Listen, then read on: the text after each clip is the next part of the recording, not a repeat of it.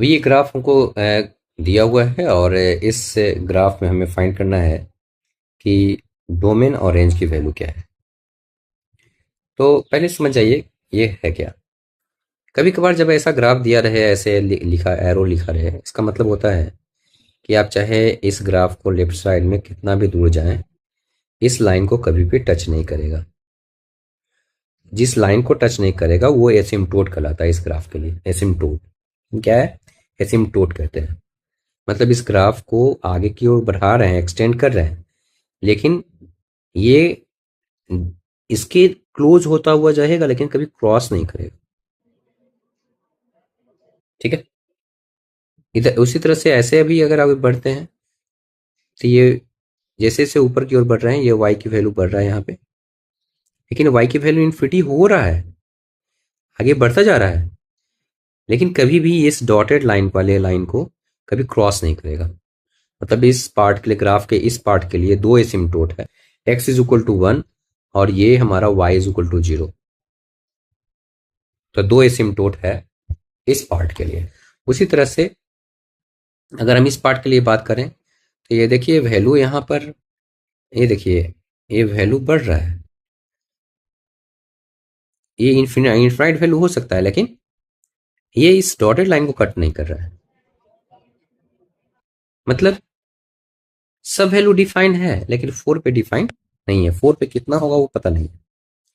Y की सब value define है लेकिन 1 पे कितना वैल्यू होगा वो एग्जैक्ट वैल्यू हमको पता नहीं है।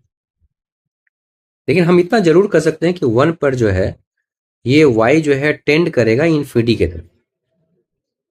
4 पर जो वाई की वैल्यू, वाई का 4 से 4 पर अगर हम राइट से लेते हैं तो प्लस इन्फिनिटी, इन्फिनिटी की तरफ जा रहा है।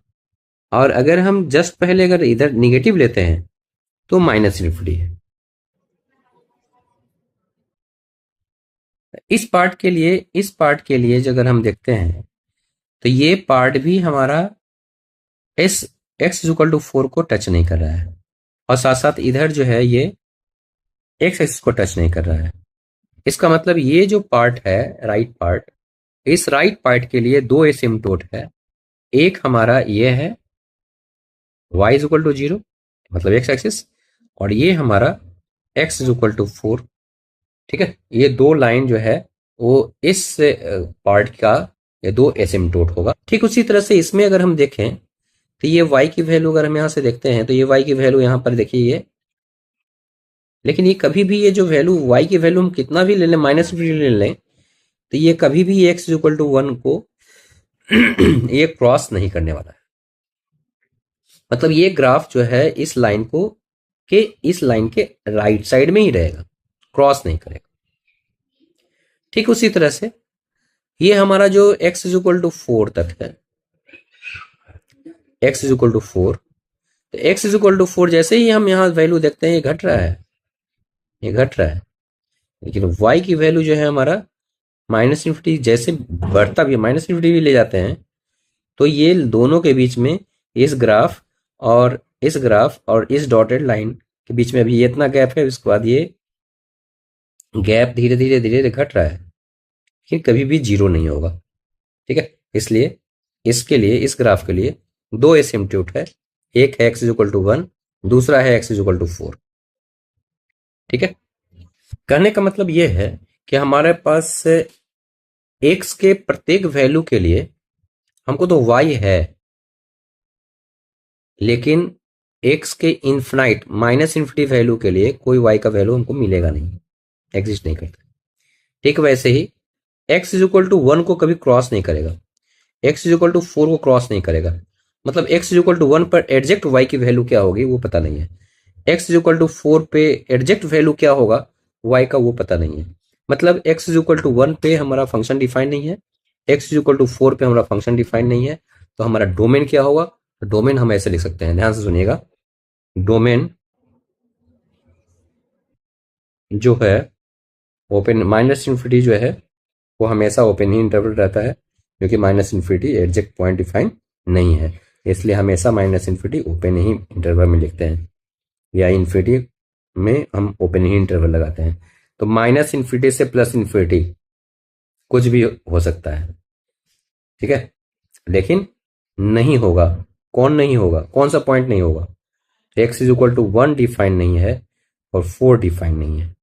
इसका मतलब डोमेन जो होगा वो माइनस इन्फिनिटी से लेकर के प्लस इन्फिनिटी कोई वैल्यू हो सकता है एक्सेप्ट 1 एंड 4।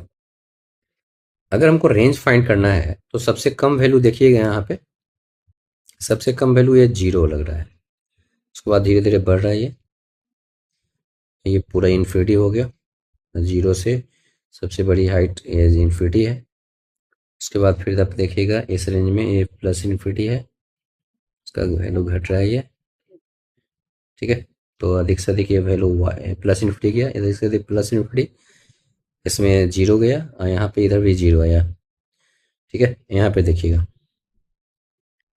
ये हमारा माइनस इन्फिनिटी, उसका वैल्यू बढ़ रहा है, ये -2, फिर यहाँ पर देखिए घट रहा है, फिर माइनस इन्फिनिटी, मतलब माइनस इन्फिनिटी से लेकर के ये -2 तक ही वैल्यू आया है। इससे वैल्यू -2 से वैल्यू बढ़ा नहीं है, तो -2 से 0 तक कहीं एग्जिस्ट नहीं करता है। तो जो हमारा रेंज होगा वो देखिएगा माइनस इन्फिनिटी से प्लस इन्फिनिटी सारा पॉइंट एक्सेप्ट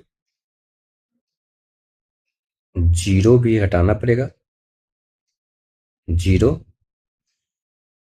माइनस, देखिएगा यहाँ पे इस पार्टिकुलर पॉइंट पे -2 एग्जिस्ट करता है, इसलिए -2 जो होगा वो हमारा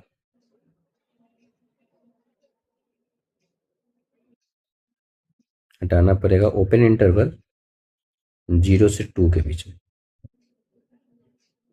0 से 2 के बीच में हमारे इस पॉइंट जो है 0 से 2 के बीच में हर पॉइंट को आप क्लोज इंटरवल भी लगा सकते हैं कि 0 को भी हटाना है, कि 0 भी कहीं एग्जिस्ट नहीं कर रहा है, इसलिए यहाँ पे आपको क्लोज इंटरवल लगाना पड़ेगा, मतलब 0 को भी आप इस इंटरवल में से आपको हटाना है।